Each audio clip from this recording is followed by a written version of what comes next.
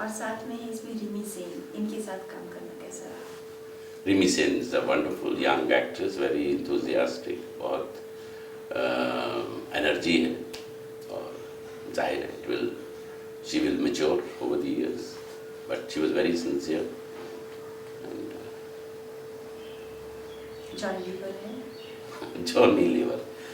Johnny Lever and I, we have great fun. उनके साथ भी पहले काम कर चुका हूँ और अभी दुबई में उनके साथ बहुत आनंद आया. मैं भी शाम को वॉक पे जाता था, वो भी जाते थे और खूब किस्से सुनाते थे और खूब हंसाते थे. उनके साथ बहुत ही मज़ा आता है और उनका जो ह्यूमर है वो बहुत ही अच्छे लेवल का है. तब इट्स नॉट चीप ह्यूमर नहीं है. He genuinely makes you laugh. Sunil Shetty है इस फिल्म में. सुनील शेट्टी हैं, उनके साथ भी कई फिल्में कर चुका हूँ. सुनील शेट्टी साहब जो है बहुत शरीफ आदमी लगते हैं और हैं भी, लेकिन बड़े शैतान भी हैं. वो जो प्रैक्टिकल प्रैंक्स वाली बात कर रही थी ना, उसमें वो माहिर है. वो मतलब बहुत, he is such a wonderful actor in, मतलब रियल लाइफ में तो और भी ज़्यादा कमाल है उनका. ऐसे स्ट्रेट फेस से वो प्रैंक खेलते हैं कि अच्छे जो है वो उसमें उसकी लपेट में आ जाते हैं. किसी ऐसे वाक़ये के बारे में बताइए जो उन्होंने किया हो और आप पकड़ ना पाए हो. उन्होंने एक कोई ऐसी पोएम थी जो कि कहीं से आई, एक कटाक्ष था वो, लेकिन उसमें थोड़े से अपशब्द इस्तेमाल किए गए थे. तो उन्होंने कहा ओम जी से पढ़ो, ओम जी बड़ा अच्छा पढ़ेंगे इसको, ओम जी प्लीज़ ये आप पढ़ के सुनाइए. लेकिन लाइए भैया इंस्ट्रक्शन पढ़ना, पढ़ना शुरू कर दिया. जैसे ही पढ़ा सब हंसने लगे, खत्म. बोले ओम जी बन गए. क्या हुआ? वो नागरे पे उन्होंने रिकॉर्ड कर लिया उसको. क्या भाई ये तो गलत बात है. ये बोले नहीं, अब तो ये अब मिठाई खिलाइए और ये करिए और वो करिए तब मिटाएंगे. तो इस तरह.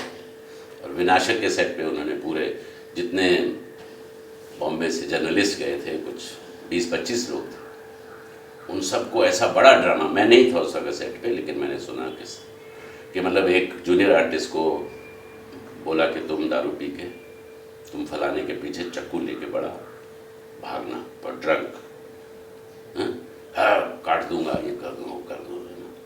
और धमाल ये इधर से कोई भी एक भी नहीं वापस जाएगा. और हम almost like jungle where we were shooting, और आसपास कुछ नहीं था. तो यहाँ तक कि एक किसी जर्नलिस्ट ने कहा था कि इतने सारे लोग हैं, कम नामर्द सबके सब, ये वो 2 आदमी को संभाल नहीं सकते हैं. और ये वो मतलब जर्नलिस्टों को पुलिस की यूनिफॉर्म पहना के कि देखो एक ही तरीका है तुम लोगों के बचने का यहाँ से, नहीं तो ये बहुत ख़तरनाक है दोनों भाई, कि आप जो है हमारे पास पुलिस की यूनिफॉर्म्स हैं, आप वो पहन लो, वो पहन के फिर यहाँ से हम आपको गाड़ी में निकाल दें. तो सब जर्नलिस्टों को पुलिस की यूनिफॉर्म पहनवा दी. ये हैं सुनील शेट्टी साहब. शाहिद कपूर भी है. शाहिद कपूर भी हैं. शाहिद कपूर के साथ ये पहली फिल्म थी और बहुत अच्छा बच्चा है, बहुत प्यारा बच्चा है. पहली बार मैंने उसको ऐड में ही देखा. और मेरे दोस्त का बेटा है पंकज कपूर, मेरे बहुत पुराने मित्र हैं. और मुझे बड़ी खुशी है कि वो उसे इतनी कामयाबी हासिल हुई. और बहुत मेहनती लड़का है, बहुत सिंसियर है, बहुत फ्रेंडली है.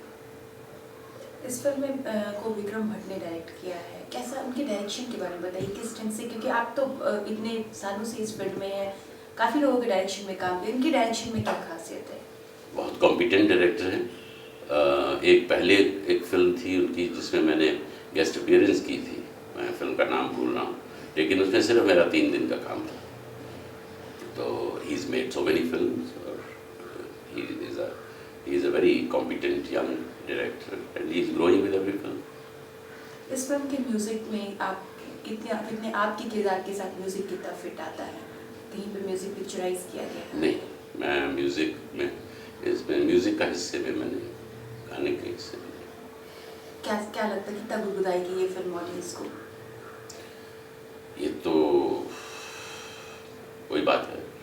फिल्म देख के ही पता चलेगा। मैंने फिल्म देखी नहीं अभी तक, अगर देखी होती तो मैं अपने अंदाजे से आपको बता सकता था। लेकिन फ़न फिल्म है, मजाक वाली फिल्म है, एक्शन भी है और अच्छे लोग हैं, अच्छे एक्टर्स हैं, अच्छी कास्ट है, तो I am sure the film will do well. Shooting कहाँ कहाँ चली? शूटिंग यहाँ और दुबई।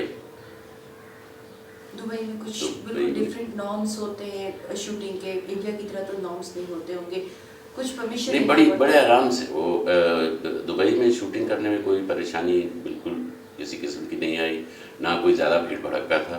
सिर्फ जब हम क्लाइमैक्स कर रहे थे, क्योंकि उसमें बहुत सारे एक तो ये कि हम बड़े रिमोट एरिया में शूटिंग कर रहे थे, तो और हेलीकॉप्टर इन्वॉल्व था और बहुत सारे वो जो ट्राइसिकल्स होते हैं जो रेती पे चढ़ते हैं, जो रेगिस्तान में चल सकते हैं, वो उसमें बहुत सारे शामिल थे। तो हवा फैल गई थी कि भाई फिल्म यूनिट आई हुई है वहाँ, ये इतने सारे एक्टर्स हैं और ये है वो। तो सैटरडे संडे को थोड़ी भीड़ ज़्यादा हो जाती थी, बट दे वर ऑल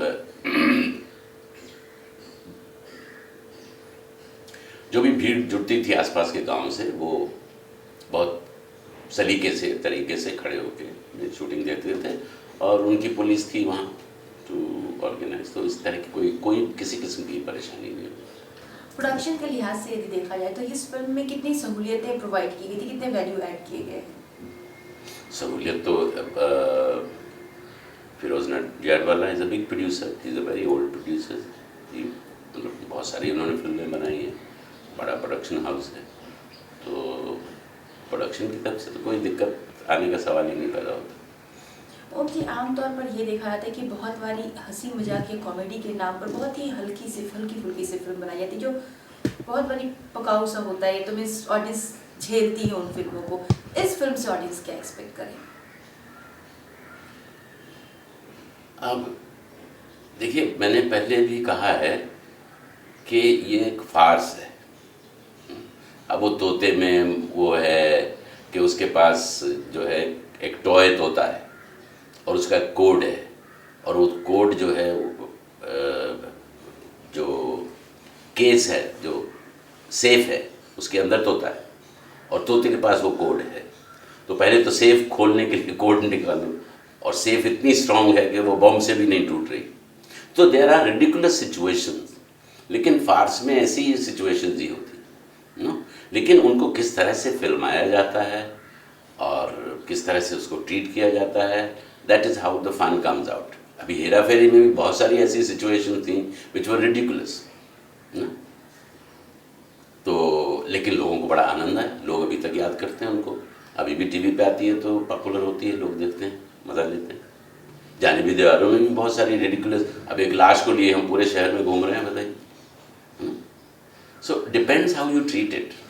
हालांकि जानिबी दीवारों was a great film, it was not only a comedy but it was also a satire, serious satire. पूरे प्रोजेक्ट के साथ कोई यादगार लम्हा जुड़ा हुआ हो जो हमेशा याद रहे कि चलो एक फिल्म किया था, कुछ ऐसा जुड़ गया इस प्रोजेक्ट के साथ, कुछ ऐसा हुआ, कोई ऐसा वाकया जो सेट पे हुआ हो? ऐसा वाकया एक हुआ था, लेकिन मैं उसका जिक्र नहीं करना चाहूँगा। वो ड्रामेटिक था और अफसोसजनक था।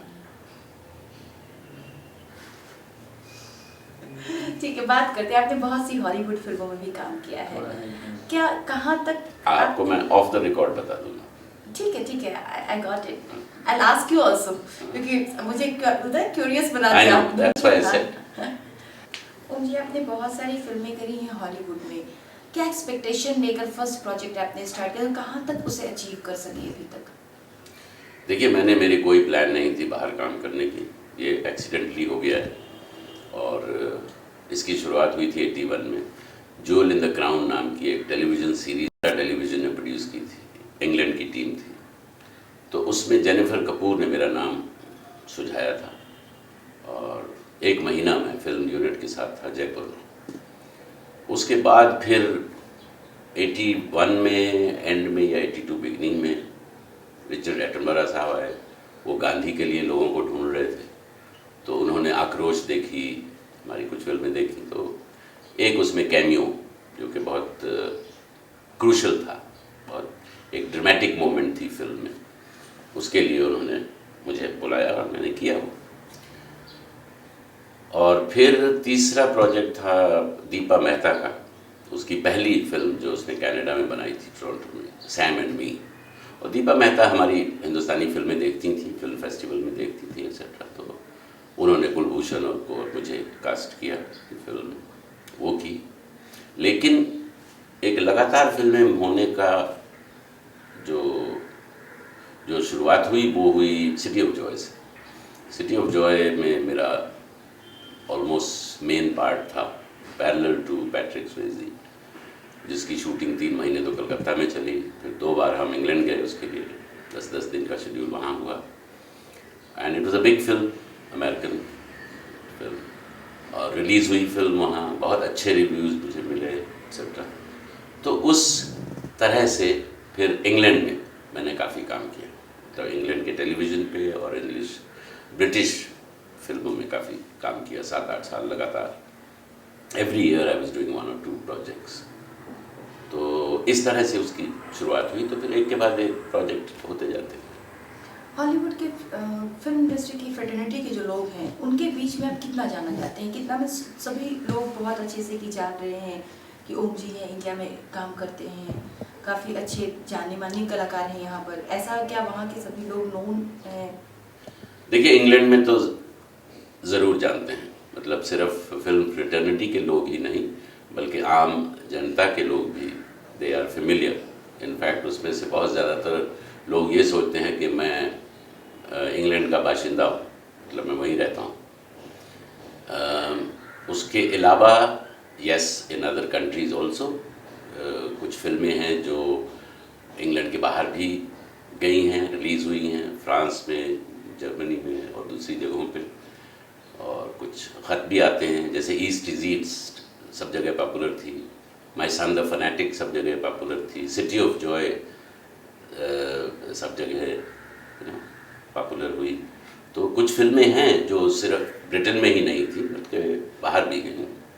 तो उस हिसाब से यस आई डू, जब हिंदुस्तानी एक्टर्स के बारे में लोग बात करते हैं तो मेरा जिक्र होता है।